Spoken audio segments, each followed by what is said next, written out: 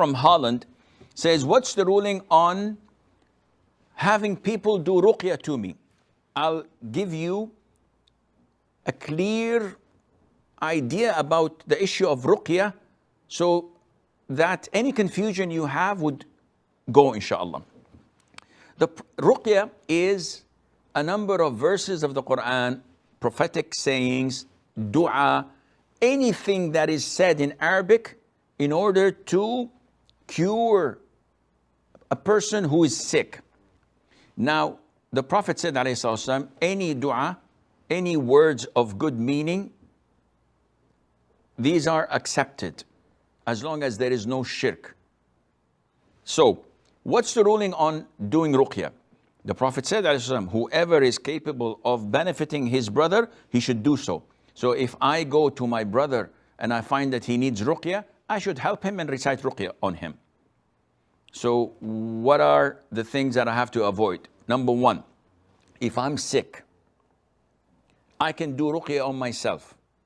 I should depend on Allah Azza wa Jal and make ruqya on myself. Fatiha, wipe myself, قل هو الله أحد قل الفلق قل رب الناس آية الكرسي, appropriate verses of the Quran, appropriate hadith of the Prophet ﷺ, or normal dua. This is permissible and legit. Is it wrong for someone to initiate ruqya for others without them asking? Totally legit. Nothing wrong on him, nothing wrong on me. I visit someone, I find him sick, I start to recite the Fatiha. He didn't ask. This is a win-win situation. Then what is the problem? The problem if he asks.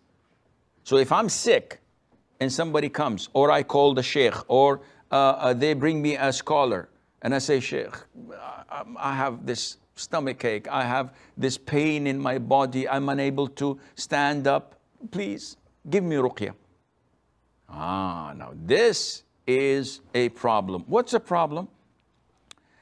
It's not a sin, but it is a level below the pure tawakkul, dependence on Allah Azza wa Jal. What do you mean? The Prophet said, alayhi salatu wasalam, 70,000 of my ummah will enter paradise without any torment or accountability. And he gave us the characteristics. They do not ask people to do ruqya on them. They do not ask. If people do ruqya without asking, no problem. If they do ruqya on themselves, no problem. If they do ruqya for others, no problem. But you asking people to do ruqya for you is not good. So this hadith means that it is best not to ask. But if you do ask, this is totally permissible and legit. You're not sinful.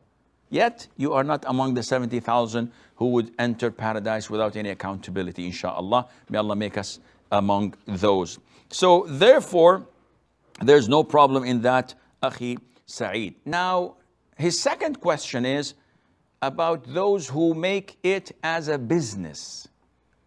There are reciters who make money out of it. Sheikh, is it haram? No, totally legit. You're serious? Yeah, of course I'm serious. What do you think, I'm playing?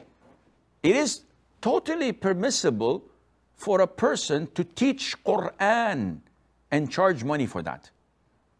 But he's charging money for the Qur'an. No, he's charging money for teaching. He's charging money for his time. You don't go to a physician, to a doctor, and he charges you a big bill for consultancy, and you say, Akhi, this is a lot. Fear Allah, do it for the sake of Allah. I'm not opening a charity. So the Prophet in the hadith of Abu Sa'id al-Khudri told them that charging money for reciting ruqya is totally legit. But the raqi himself should fear Allah Azza wa Jal and not make it part of a business in the sense to get richer and to build mansions. Just take what is barely needed for you to live a decent and honorable life, Akhi. First of all. Second of all, Akhi Sa'id, he's not obliged to sit until the guy is cured. So as if I understood from Sa'id that when he recites the ruqya on the cancer patient, he has to confine himself to him, even if he gets cured after 5 or 6 months until he's cured. No, this is not correct. He does the ruqyah, and Allah Azza wa Jal does the rest. If there is good in it, he will be cured. Maybe next week, next month, Allahu A'lam.